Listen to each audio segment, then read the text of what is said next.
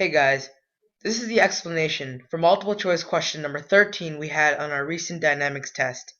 The question involved being able to identify a corresponding force diagram for a given scenario, which in this case involved elevators. Our question is, an elevator hanging from a cable begins moving downward from rest when a button is pressed.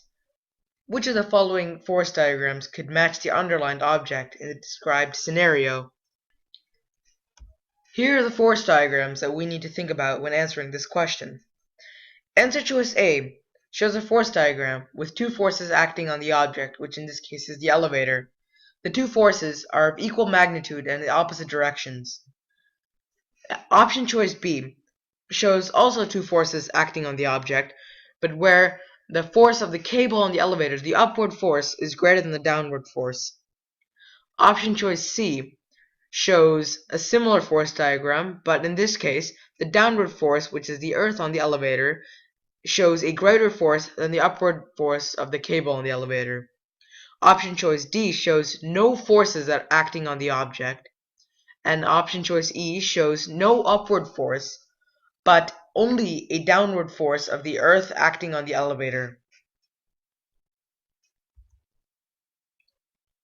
Now, the answer for this question is force diagram C, which shows that there is a greater force exerted in the downwards direction and not as great of a force exerted in the upwards direction. The answer for this question is force diagram C. Why?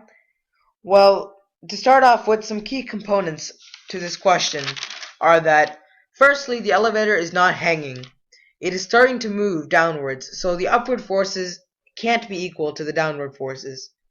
Secondly, since the elevator is only starting to move, it isn't in free fall, so there is an upward force exerted by the cable on the elevator, which had kept the elevator still in the first place.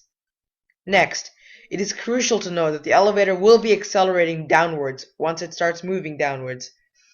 Thus, the down arrow must be greater than the up arrow for force.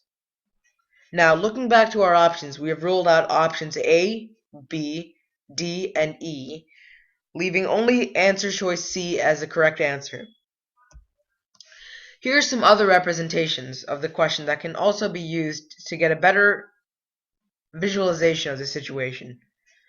The force diagram on the left shows a similar situation of a man who's standing in an elevator, and you can clearly see that the acceleration vector is in the downwards direction, just like our question, and that the downward force exerted on the person, or on the elevator rather, is greater than the upward force.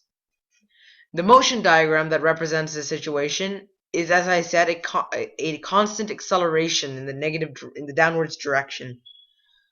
This again explains that the object is in motion and not at rest.